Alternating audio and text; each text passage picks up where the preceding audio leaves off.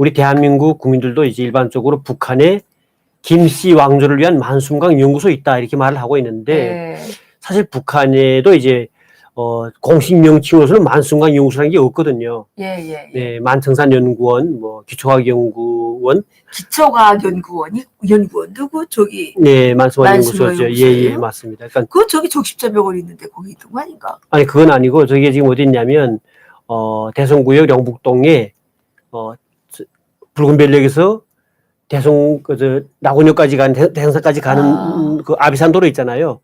예, 그 이병헌, 평양 이병헌 그쪽에 있는데.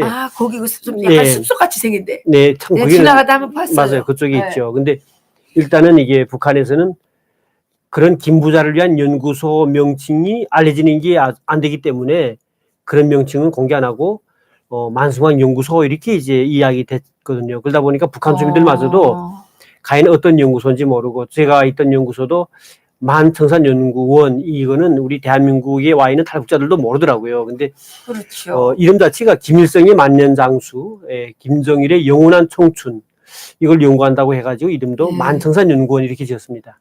아니 제가 왜 아까 그걸 물어봤냐면 제가 평양에 살 때 어디 살았냐면 적십자병원 거기서 살았어요. 적십자병원에서 가까운데 동대구역에 있었잖아요. 근데 그게 나중에 보니까 적십자병원이 없어지고 그게 무슨 임상과학연구소인가 뭔가 이렇게 됐는데 그 사람들 얘기가 그때 좀 많이 아파가지고 적십자병원에 계속 치료받으러 갔었거든요. 근데 나중에 그 적십자병원이 없어지고 거기가 그 왜 김일성 뭐 이런 무슨 만순무강 뭐 이런 걸 위해서 임상 실험하는 무슨 그런 걸로 바뀌었다고 그때 그러더라고요. 그러니까 그게 아마 그거는 좀 꽤 오래전 이야기고. 그 70년대 얘기예요. 그 이후로 많이 바뀌었어요. 많이 바뀌었는데 그 바뀐 이야기와 함께 또 이제는 3대 와서 지금 김정은까지도 지금 이어지면서 그들을 위한 이제 연구소가 있다는 것 자체가 좀 또 물론 다 당연하겠다 생각은 하겠지만은 그게 미국이나 대한민국에서는 상상도 할 수 없는 행태죠. 근데 북한에서 저희 연구할 때도 뭐라 했냐면 전 세계 어느 나라나 그 나라의 국가 수반을 연구하는 그의 건강을 연구하는 연구소가 있다 해가지고. 근데 여기 없잖아요. 없죠. 저는 그때 들은 이야기 중에 당 비서가 뭐라 그랬냐면 영국에도 영국 왕립연구소라는 게 있는데 그 연구소의 기본 연구가 그 영국의 그다음에 이런 귀족들 그 사람들에 대한 연구를 해왔었고 지금도 하고 있는 기관이다 이렇게 말했어요. 그래 항상 우리가 우리 수령을 더 이제 좀 잘 해야만이 그래야만 이제 그 나라하고 경쟁적으로 봤을 때도 이제 이렇게 이제 이야기를 많이 했었는데 참 와 보니까 그런 게 없어요. 대한민국에도 없을 뿐만 아니라 영국에 갔었는데 가서 물어보니까 영국에 있는 분들도 없대요. 그런 연구소가. 그래. 와, 이게 섞이긴 많이 하긴 다 섞이면 살았죠, 그것들이 창피하긴 했나 봐요. 글쎄요. 근데 이게 소리가 의사가 그런가요? 의자를 좀 바꿀까요? 이건가요? 이건 아닌데. 이건 아니에요. 아니에요? 어디서 나는 소리예요? 어떻든 미안합니다. 그 병원의 그러니까 연구소 규모가 어느 정도 되나요? 우선 김부자의 지금 김정은 함명을 위해서 전문적인 연구인원들이 연구하니 거의 2,000명 이상은 된다고 보면 됩니다. 2,000명? 예, 그래서 제가 강의 다닐 때마다 물어보면 깜짝 놀랐는데. 2,000명? 근데 2,000명이죠. 다 박사급인가요? 아니, 박사급은 다 아니고요. 그게 석사, 박사급도 있고, 그 다음엔 또 이제 북한 말로 실험공 이렇게 말해요. 실험공들은 우리 말하면 조수죠. 근데 그 조수들은 2년제 화학전문학교, 그 다음에 각종 이런 이제 단과대학을 졸업한 친구들이 들어와서 일하고 있고요. 이런 건 단과대학을 졸업한 친구들도 가나요? 그러니까 그건 실험공이다 보니까 동물을 키우고 그다음에 연구사들이 연구하는 것을 보조해주는 그런 역할을 하죠.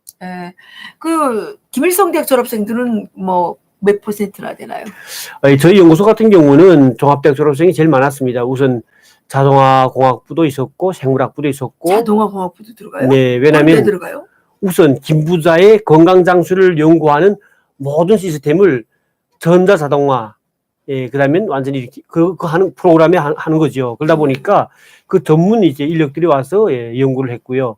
그래서 우리 그 연구소에도 자동화 공학실이 따로 있었고, 네, 그리고 그들이 먹는 특수 이제 그 공장들, 그러니까 그 공장들이 회사 뭐 이런 거를 해야 되니까 모두 자동화하는 거죠. 자동화하기 위해서 자동화 공학부도 가고 어떤 이 생리학적인 이런 걸 위해서 생물학부도 그렇죠. 가고 예. 의사들도 있었겠네요. 의사도 있죠. 의사는 당연하게 있고요. 그러니까 평양의학교 졸업하고 들어와서 기본 그 사람들 뭐라 하면 우리가 이제 전 세계에서 좋다고 하는 약재가 들어오거나 식품이 들어오면 그것을 동물한테 먹이고 그러면 사람한테 먹여야 되는 거예요. 그러니까 인체 실험하잖아요. 그러면 임상 검토라는 걸 하는데 이 의사들이 결과적으로는 그런 환자들을 이제 계속 우선 문진하고 혈액 채취하고 그 분석을 하고 다 이런 것들을 다 그러니까 한마디로 인체 실험을 맡아 하는데 우리 연구소에서 임상 검토과 그랬죠. 그는 이제 앞으로 이제 우리 연구원에 대해서 더 구체적으로 말할 때는 매실에 대한 걸 자세히 이야기할 수 있고요. 중요한 건 오늘은 과연 그러면 언제부터 김일성에 대해서 그런 연구소가 존재하기 시작했고 그다음에 어떻게 쭉 흘러왔으면 지금은 어떻게 존재하고 있는지 이런 거 좀 포커스 맞추면 좋을 것 같아요. 김정은이가 2012년도, 13년도에 나왔던 사진하고 지금 사진 많이 비교해 보면 과연 김정은이가 얼마나 비만해졌는지는 다 알잖아요. 네.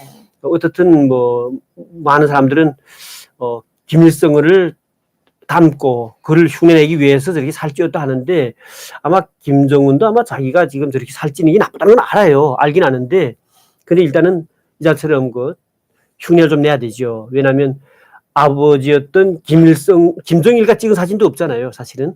그러니까 김정은마저도 어렸을 때 김정은에 대해서는 김정일도 이렇게 후계자 될 줄 생각도 못했죠.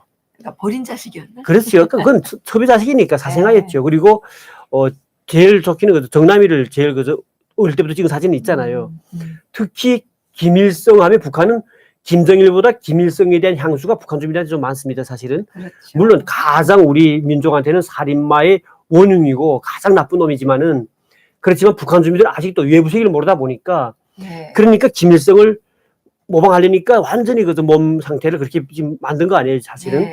근데 사실은 김일성도 죽기 전까지 김정은과 찍은 사진이 없을 뿐 아니라 손자로 인정도 안 했던 사람이에요. 근데 그걸 지금 백두혈통으로 둔갑하려니까 저렇게 한 건데 참 이게 답답한 거는 저 상태 가지고도 창피한 줄 모른다는 게 문제가 돼요. 북한 주민들이 정말 그 피골이 상접하고 먹지 못해서 막 비참한 그런 얼굴 표정하고 김정은하고는 정말 너무도 하늘과 땅 차이는 그런 모습인데도 불구하고 저렇게 할아버지 흉내를 내려고 살찌워가지고 그 덕에 또 지금 팔이 비틀어지고 근데 그 항상 우리 박사님도 저한테 그런 말 하잖아요.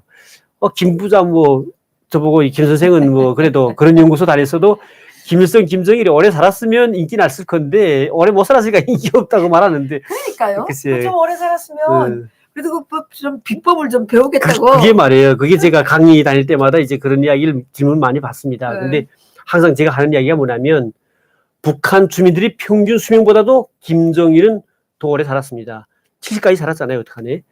그러니까 쟤는 나이 70까지 살았어요. 쟤는 나이는 70이죠. 어쨌든 근데 문제가 되는 게 일반 사람보다 오래 살았지만은 사실은 좋은 약재, 좋은 생활 패턴을 연구소에서 연구해가지고 계속 북한 말로는 제세라 그러죠. 제가 우리 연구소에서 연구하면 그 제세 올릴 때 제가 같이 뭐 올린다고 하잖아요. 북한 말로는. 그러니까 제세를 막 쓸 때 그 옆에서 제가 보조도 해봤고 한번 써도 봤습니다. 근데 그때 보니까 그 정말 품들여서 해요. 그리고 그 제서 내용에 맞는 연구 성적도 카메라를 사진 잘 찍어가지고 진짜 사진 잘 찍는 친구들이 와서 우리 연구소에 있거든요. 그래가지고 하는데 그런 것들을 대충 보고 잘 보질 않습니다. 왜냐하면 김정일은 섭생을 지키라는 것을 지키지 않았기 때문에 이렇게 빨리 죽은 거예요, 사실은. 섭생을. 네, 그러니까 왜냐하면 잠자는 것도 충분히 자야 될 뿐만 아니라 먹는 것도 정말 그 건강에 좋게 먹어야 되는데 뭐 다 아시는 것처럼 양주도 뭐 정말 헤니스 술 같은 경우도 40% 술을 컵으로 막 쭉쭉 들이켰으니까 그리고 밤에 2시, 3시도 자지 않고 정말 난잡한 생활을 했죠. 그러다 보니까 그리고 여자가 너무 많았잖아요. 그렇죠. 그것뿐만 아니라 또 먹는 것마저도 사실은 이건 사람 있잖아요. 건강상 봤을 때 건강에 좋은 음식들 이런 것들은 대체로 맛이 없습니다. 그리고 입에 맛이 있는 것을 다 보면 대체로 건강에 좀 안 좋은 것들이거든요, 사실은. 예, 보통 그래요. 근데 이 김정일도 마찬가지로 그 입에서 맛있는, 오죽했으면 일본에서 요리사 데리다가 놓고 이렇게 막 음식에 먹을 정도로 됐었고, 하여튼 이런 상황에서 빨리 죽은 건데, 사실은 그래도 이런 연구를 계속 해왔기 때문에 그만큼이라도 오래 살은 거예요. 김일성도 마찬가지인 게 있잖아요. 김일성도, 33살이었을 때, 그때 이제 그 해방됐다면서, 33살 때. 그렇죠. 러시아 군대에 있다가 북한에 들어왔을 때 연설하는 장면 있잖아요. 그때 사진 보면 완전 여인 상태예요. 바짝 말랐죠. 그런 상태였었는데 2년도 못 돼가지고 살찌기 시작합니다. 왜 이렇게 돼지가 살찌지? 네, 살쪘어요. 그러니까 지금 김정은이 그 나이 때 비슷하게 봤을 때는 지금 그 49년도 러시아 갔을 그 당시까지만 해도 그때도 35살 그 전후됐을 때인데 그때 김일성이 살찐 거 보면 지금 김정은하고 거의 비슷하거든요. 러시아 갔을 때 49년도에 그 김일성의 그 살찐 모습이 너무도 신통이 닮았는데 그렇게 35세에 전후해가지고도 그렇게 살쪄가지고도 김일성은 오래 살았습니다. 왜냐하면 김일성은 그래도 연구소에서 하라는 대로 뭘 제안해주면 잘 따랐어요, 사실은. 김정일은 그렇지 않았거든요. 왜냐하면 그 당시까지는 스트레스가 적었어요, 김일성은. 왜냐하면 러시아라든가 동유럽 국가들이 그때는 탄탄했기 때문에 체제가 위태롭다는 걱정은 안 했습니다. 그런데 김정일이는 진짜 김일성이가 죽고 났을 때 보니까 90년대는 완전히 지금 붕괴되는 거 아니냐. 나는 죽지 않겠냐 하는 그런 두려움과 스트레스가 많았습니다. 그리고 김정일이가 그 생활이 하루 난잡해가지고 김일성한테 안 들키려고 그렇죠. 엄청 스트레스 받았다 그러더만요. 그래서 오죽했으면 여러 첩들이 만한 것들을 다 산지사방에 뿌리쳐가지고 한마디로 김정은 같은 거는 고영이를 원산에다 이제 피신시켰다가 그러다가 이제 한창 성장할 때 되었던 이제 중학교 가성하는 김일성도 모르게 완전히 해외에 내보낸 거잖아요. 그 당시까지도 김일성은 그 첩이 그런 첩이 있는 줄도 몰랐고 그 다음에 그 손자 그런 거 몰란 거죠. 뿌려놓은 씨가 많으니까. 그렇죠. 관리가 또 근데 또 어려워. 근데 또 김일성은 또 좀 약간 그래도 원칙을 좀 주장하던 그런 건 있었잖아요. 그러다 보니까 만약 김정은이 후계자까지 만들어놨음에도 불구하고 그런 문제가 있다 하면 그 다음엔 아마 용서하지 않았을 것인데 그걸 피한다고 여러 가지 방법으로 이제 초에서도 보내놓고 외국에다 유학 공부시키려 보내고 막 그런 거죠. 근데 어떻든 마지막에는 정말 이제 죽는 그 당시까지만 해도 그때는 김일성도 이거 믿지 못하겠구나 하고 김정일을 그때 아마 죽지 않았으면 손 봤을 것 같아요. 뭐 어떻게. 그래요? 네. 그러면 그 2,000명이 넘는 그 인력이 달라붙어서 전문적으로 그것들의 건강만 연구를 해가지고 지구상에 좋다고 하는 건 다 꾸려다가 먹였는데도 빨리 죽었어요. 네. 그러면 사람에게 있어서 가장 나쁜 거는 스트레스입니까? 그렇죠. 왜냐하면 다 아실 겁니다. 우리 대한민국 국민들은 TV에 건강 이런 프로그램 많이 나오잖아요. 이 건강 관련된 이런 여러 가지지. 근데 북한은 그런 걸 잘 몰라 그러는데 지금 우리 대한민국 국민들은 제가 말해도 알 거예요. 사람이 가장 중요한 게 스트레스입니다. 암도 마찬가지로 스트레스가 많으면 암 걸려요. 그리고 특히 내장의 소화기관 같은 거는 뇌수양 엄청 많이 받거든요. 사람이 충격 순간에 받으면 갑자기 배고팠던 사람들도 밥 먹고 생각이 쫙 없어지잖아요.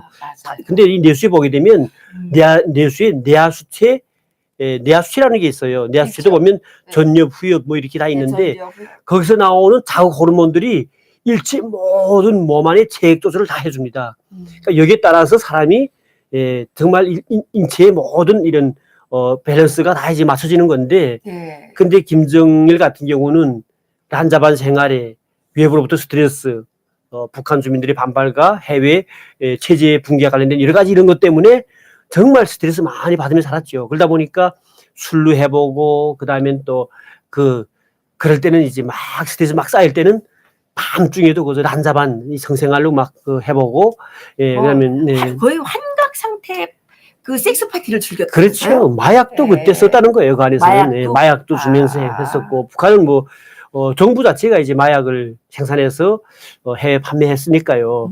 그 판매했던 많은 사람들 중에 일부 사람들 제가 만나본 적이 있는데 고위층에서 만나봤던 사람 중에도 직접 해외 나가서 마약을 판매하다가 아프리카에 나가서 이제 그 대통령 공전선까지 들어가서 팔다가 잡혀가지고 4명이었어요. 4명이 그 나라 감옥에 잡혔다가 북한 외교부에서 겨우 이제 끌어내온 사건도 있는데 이렇게 북한은 특히 이게 김정일 같은 경우는 란자반 생활 자체에 뭐 마약, 뭐 각종 여러 가지가 막 겹쳐가지고 그다음에 술, 담배. 네, 그렇죠. 담배도 뭐 완전히 고질이죠. 저희 연구소에도 마찬가지지만 오늘 우리 좀 이야기될 기초과학 연구소에도 담배, 술 연구실이 있었죠. 그래요? 담배, 네. 술 연구소도 있었어요? 네, 이자 말씀한 것처럼 기초과학 연구원 자체가 82년도에 이제 나옵니다. 네. 이 82년도면 김일성이가 70살 되는 때입니다. 그게. 그리고 김정일이는 또 40살 때인데 그때부터 김정일이가 80년도면 학고학의 후계자가 됐을 때입니다. 그러다 보니까 그때는 뭐라 그랬냐면 만숨강을 위해서는 모든 걸 다 바쳐야 된다 해가지고 그때 신상균 부장을 통해서 처음 연구소를 만드는데 그 연구소 이름도 해외에 공개되거나 북한 주민들이 알까봐 기초과학 연구원 이렇게 이름을 달한 거예요. 가짜로. 그래가지고 이제 거기다 엄청 많은 투자를 했습니다. 진짜 북한에 당자금 해가지고 당자금을 풀어준 거예요, 그게. 우리 한국 우리 국민들, 우리 이제 청취자분들은 아마 당자금이 뭔지 잘 모를 수 있는데 북한에서는 우리는 대체로 보면 그 나라의 그 외화자금이 얼마냐 하는 거는 국가자금이나 대기업들이 가지고 있는 그런 이런 외화자금 이런 걸 가지고 그렇죠. 총칭할 수 있는데 북한은 가장 큰 자금이 노동당에서 가지고 있는 당자금, 특히 그건 외화자금이죠, 달러. 그렇죠. 주석 펀트. 예, 그런 건데요. 네. 근데 이 돈을 이제 탕진해 가지고 연구소를 만들고 그리고 김성종합대학 생물학부, 화학부, 예, 그리고 자동화학부, 그리고 이제 평양경호업대학, 예, 그리고 요리와 관련된 상업대학, 평양의학대학, 뭐 각종 여러 이제. 그러면 완전히 이건 뭐 종합적인 뭐 그거네요. 네, 그러다 보니까 그 연구실 자체가 제1연구소로 쭉 해서 1, 2, 3, 4 해가지고 8까지 나갔어요. 그때 8연구소? 예, 8연구소까지 나갔었고, 그 연구원 안에. 한 연구소에 인원이 몇 명 정도 되는 거예요? 그러니까 거의 그 안에 한 2,000명 정도의 연구사와 실습생들이 있었으니까. 그러니까 그게 벌써 10개로 나눈다 치면 200명 이상은 되는 거죠. 완전 공장이네. 큰 대기업이죠, 대기업. 대기업 연구에. 네. 아마 우리 대한민국도 이에 걸맞는 그런 이제 특히 건강 관련된 연구소는 없다고 지금 보고 있는데. 아니, 한 명을 위해서 그렇게 하는데. 한 명을 위한 거죠. 그래, 그 연구소가 이제 만들어져 가지고, 70살 때부터는 어떻게 하면 김일성을, 100살 이상 넘기는 게 계획이었죠, 사실은. 네, 그래가지고 연구를 시작했는데, 연구소 잠깐 실들 좀 언급할 수가 있어요. 예, 예. 그러니까 제1연구소는 그거죠. 가장 중요한 것이 그때 김일성과 김정일은 술을 꽤 좋아했습니다. 우리 대한민국 와서 보니까 대한민국 국민들도 북한의 특수한 술들을 많이 좋아하잖아요. 예, 예. 우리 예란 우리 맹 원장님 하시고 있는 이른나 밥상에도 이제 항상 우리가 와서 보면 진짜 제일 인기가 나는 우리 백노주라든가 인풍술 이런 것들은 북한도 유명한 술들. 원래 그 북한에 유명한 술들이 많았는데 다 팔고. 아직도 있잖아요 지금. 다 팔고 인풍술하고 백노술만 남은 거예요. 글쎄. 옛날에는 참대나무 술도 있었고요. 그렇죠. 또 그다음에 송이버섯. 네. 송이버섯 술도 있었고 그래. 도토리 술도 있었고. 네, 맞습니다. 북한에는 술 종류가 많잖아요. 그리고 이제 북한의 그 태평술 공장이라고 일제 때 일본 놈들도 이제 사실은 북한에 왔을 때 제일 물이 좋은 곳을 찾아가지고 태평에다가 술 공장 만들었던 것인데 그걸 김정일이가 야 저것은 우리가 먹을 술 공장 만들어야 되는 거야 특수 술 공장 해라 해가지고 그래가지고 의사당 정리부가 맡아가지고 김부자가 먹는 술만 만드는 술 됐어요. 그렇죠. 네, 그 있죠. 태평곡주도 나오고 이런 것들. 그렇죠. 그러니까 그런 그것도 우리 해산에도 있어요. 네. 구리고라고. 거기도 물 좋지 않습니까? 거기 물 좋고 그게 이게 아미산 이걸로 아미산 연구소로 돼 있어요. 이렇게 공식적인 명칭. 그러니까 북한은 물 좋은 곳은 다 이제 김부자들이 먹을 식품 만드는 공장이에요. 910 군부대 이렇게 돼가지고 920 이렇게 하는데 거기에서 이제 그 양강주. 네. 들쭉술. 네. 이거 만들었잖아요. 다 나오죠. 그리고 환기술도 만들고 그랬어요. 그죠? 네, 맞습니다. 네. 그러니까 일실은 이제 저런 술입니다. 술을. 일실은 술. 전도 술을 만들었죠. 그리고 이실은, 천년 식자재인데, 특히 여기서는 어떻게 하면 약초를 가지고 음식을 만들 때 그 약선 효과, 한마디로 말하면 약선 음식을 먹더라도 그 음식이 그대로 약이 되는 그런 연구를 하는 게 바로 이 실이 했던 것이고요. 예. 그러니까 삼실은 축산제품이었어요. 그 안에 보면 소연구소, 그 안에 또 소연구팀이 따로 있고, 돼지 따로 있고, 가금 따로 있고, 다 따로 있었던 거예요. 그렇게 가금이라는 거는 이제 닭이나 오리 뭐 그렇죠. 그런 것들이죠. 예. 매출이 그렇게. 네. 그 외에도 뭐 많습니다. 꽁도 네, 있었고, 꽁도 있고, 다른 전 세계에 있고 다 들이다 연구를 했으니까요. 네. 그리고 이제 뭐 청둥 아니 뭐 무슨 오리가 있었다며요? 저 오리 중에 프랑스 사양 오리라는 것도 있었는데. 사양 오리. 네. 그 우리 지금 선생님께서 그 장사하고 싶어 하시잖아요. 근데 그 찾다 보니까 아직도 지금 우리 대한민국에 없어요. 해외에 있는. 사람들이 이거 몰라가지고 안 먹을 것 같아요. 북한에 있긴 있는데, 북한에서. 근데 이거 좀 더 이상 말하지 말아야지. 북한 애들 지금 어떻게 좀 뒤로 올리니까 또 저걸 또 더 경계심할 수 있습니다. 어쨌든, 네, 그렇게 희귀한 것들이 있죠. 아이고, 예, 그렇구나. 그리고 이제 그 오실 같은 오연구소는 이제 그 수산물입니다. 수산물인데, 각종 이제 바다에서 나는, 정말 오류들 중에서 건강에 좋은 것들을 많이 연구합니다. 또 오실은? 네. 그리고 이제 또 김일성, 김정일이가 좋아했던 게 담배다 보니까 담배를 연구하는 연구실도 또 육실로 있었고요. 네, 육실은 기본 담배였어요. 저 사라 워커님께서 2만 원 싸주셨네요. 네, 아이고, 정말 고맙습니다. 네, 그렇습니다. 그리고 이제 비만 관련된 것도 이제 기본적으로 연구하는 게 칠실이었습니다. 어떻게 하면 비만은 칠실. 비만 동맥경화. 육실은 뭘 하는데요? 육실은 그 담배죠, 담배. 육실은 담배. 오실은 수산물, 우리 말하면 오류와 관련된 것이었고요. 사실은 뭐예요?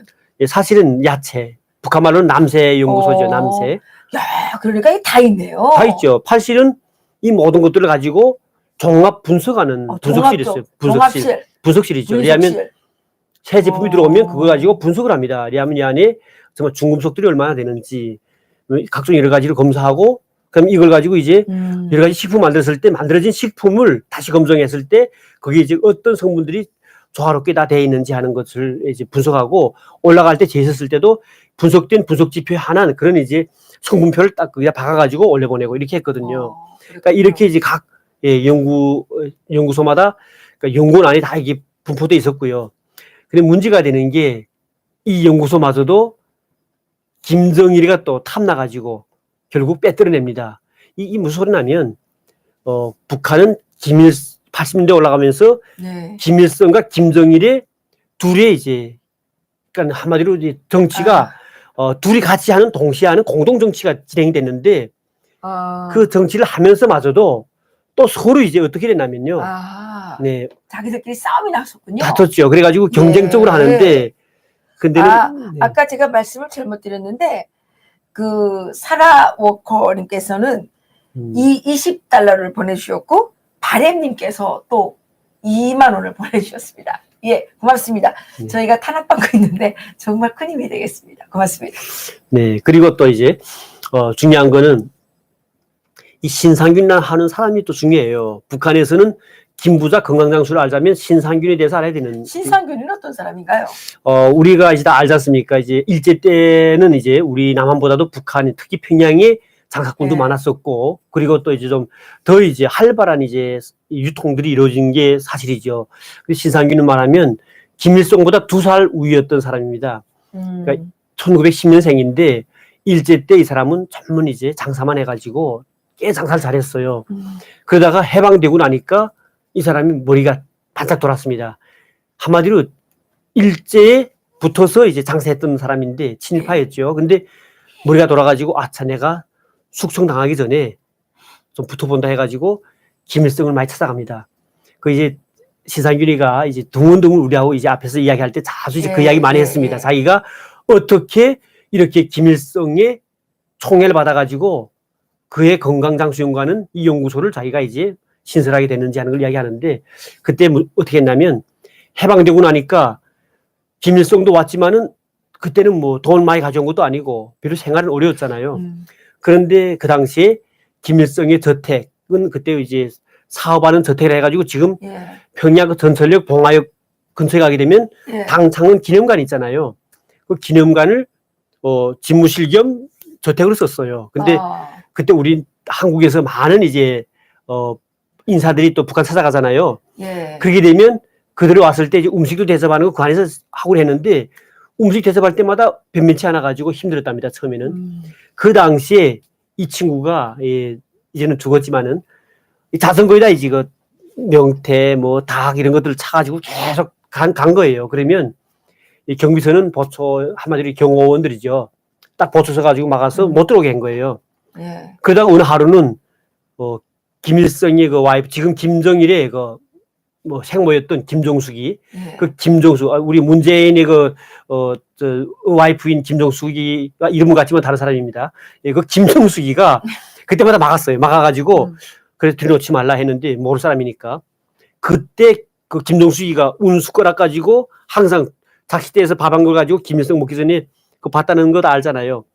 그 정도로 하다가 너무 찾아오니까 저 누구냐 물어봤는데 그런 장사꾼인데 닭고기를 많이 가져온다 하니까 닭도 가져오고 뭐 가져오면서 장군님 만나고 싶어 한다 해서 한 번은 또 시행이질 하는데 김일성이가 나와봤다가 저거 누구냐 해가지고 만나게 됐던 거예요. 그때 이 친구가 한마디 말을 잘한 거죠.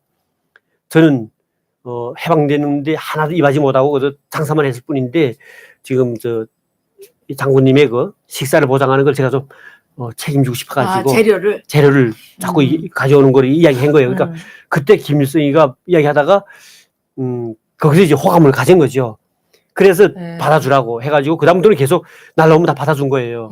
그래 그때 이제 그런 이야기를 했어요. 한 번은 김일성이가 신상균한테 나이가 2살 위지만은 또 신상균이가 그 머리가 잘 돌거든요. 장사꾼이니까. 당신 도대체 나이가 몇 살이냐 물어보니까 자기가 나이가 2살 위인 줄 알면서도 예, 장군님, 외람된 말씀이지만 저는 장군님하고 동갑입니다. 나이 우려하면 또 그럴 것 같아서 동갑입니다 했는데 그때부터 죽을 때까지 김일성은 그 신상이 보고 동갑이 이렇게 했거든요. 동갑이를 불렀어요. 근데 그때부터 이제 그 용서를 만들어가지고 했는데 이 신상균이는 김일성한테는 충성도 하는데 김정일한테는 충성 안 했습니다. 왜냐하면 김정일이가 자기네가 두문두문 이제 뭐 써야 되잖아요. 여러 가지로. 그러니까 이 공장들 좋은 이런 특수 제품은 다 이제 신상균 손에서 나왔는데 갑자기 영성맥주 먹고 싶다거나 아니면 무슨 뭐 좋은 이제 축산 제품을 먹고 싶다 할 때는 중앙당 간부 시켜가지고 가져라 하면 신상균이가 이거는 수령님의 비준 없이는 낼 수 없습니다. 이렇게 돼가지고 돌아와가지고 이 사람들이 장군님, 수령님 승인 없이는 줄 수 없다 해가지고 못 가져왔습니다. 뭐 이렇게 돼가지고 항상 이제 저놈은 스트레스 받았겠구만. 그러니까 어떤 말까지 있었냐면 김정일이가 자기 측근들한테 신상균 동무는 김일성 수령님한테는 그러니까 당유상 체계는 세워져 있는지는 몰라도 당유 율적 지도체는 잘 세워져 있지 않은 사람입니다. 이게 무슨 소리냐면 김일성한테는 충성 다하지만은 나한테는 충성하지 않기 때문에 좀 이렇게 하면서 그다음부터는 계속 벼르고 있던 찰나였어요. 그래서 결국은 86년도에 빼뜨려냅니다. 그걸. 그래서 중앙당에다가 이제 소속시켜가지고 중앙당 재정영립에서 관리하게 만들어 놓고 그때 이제 차 사고가 나는 거예요. 근데 그 차 사고가 죽진 않고 살았는데 사고 나서 입원한 순간에 그때 기회를 놓치지 않고 기초과학연구원을 김일성한테 비준받아가지고 중앙당 재정연구원에 넘긴 거죠. 그때 김일성도 김정일의 말을 들어줄 수밖에 없었던 것이 신상균이가 입원한 상황이었었고 사무실, 업무실에 있으면 신상균 방에 제가 많이 가봤거든요. 그 집무실에 가게 되면 그 신상균 방에는 쫙 전화기 많아요. 많은 중에 제일 끝에 전화기 하나가 빨간 비로도천 탁 놓고 그 위에다 싹 올려놨는데 그게 항상 아무 때든 김일성이가 전화하는 직선 연결 전화였어요, 그게. 근데 입원했으니까 그 전화를 받을 수가 없잖아요. 그 틈을 이용해가지고 김정일이가 김일성한테 중앙당에서 맡아야 이 연구소가 잘 돌아가면서 건강장수 관련된 연구 더 잘할 수 있습니다 해가지고 김일성과 그래? 신상균이 어디 갔어? 상균이 나한테 좀 물어해봤어?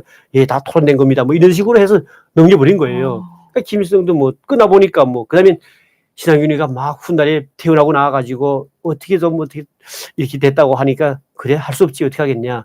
그래 바라는 게 뭐냐니까 그럼 저도 또 다른 연구소 만들고 싶습니다 해가지고 나온 게 제가 다니던 만성산 연구원이 나온 거예요. 네, 그런 연유가 있었군요. 있었죠. 예. 그래 저는 이런 말 하고 싶더라고요. 대한민국 국민들이 특히 우리 보수 세력들은 애국 세력들은 항상 저 김정은이 죽어야만 우리가 대한민국에 평화가 오고 우리 미래가 안전하고 정말 우리 이 대한민국의 빨갱이들마저도 완전 이제 지워버릴 수 있습니다. 사실은 그 김정은이 죽이는 것밖에 다 정답이 없어요. 사실은. 근데 우리 많은 국민들은 저 김정은이 저 꼴 보니까 빨리 죽지 않겠냐 해가지고 행년해서 자연사 되기만 바라는데 자연사 되기는 어렵다는 걸 좀 강조하고 싶어요. 왜냐하면 김일성도 35살 그때도 저렇게 비만 왔지만은 82세까지 살았어요. 그러니까 결국 거의 50세까지 못 돼도 50년 못 돼도 거의 반세기 이상은 비만한 상태로 계속 유지해 왔습니다. 그러니까 북한은 이렇게 김정은 하나를 위한 큰 거대한 연구소가 있고 또 그리고 봉화진료소도 있잖아요. 그렇죠. 봉화진료소가. 그러니까 우리는 김정은이 자연사를 할 것이 아니라 손이 삐뚤어졌다 해서 당장 죽는다고 볼 것이 아니라 빨리 저것을 물리적으로 빨리 제거해버리는 그게 우리가 겨냥을 해야 되는 겁니다, 사실. 대한민국은 물론이고 세계 어느 나라에서도 이렇게 상상할 수도 없는 이런 정말 비정상적인 일이 지금 북한에서 일어나고 있다는 거죠. 한 인간을 위해서 2,000명이 넘는 전문가들이 거기에 몰빵을 해서 종사를 하고 이게 노예국가도 이런 노예국가가 그렇죠. 없는 것 같습니다. 네.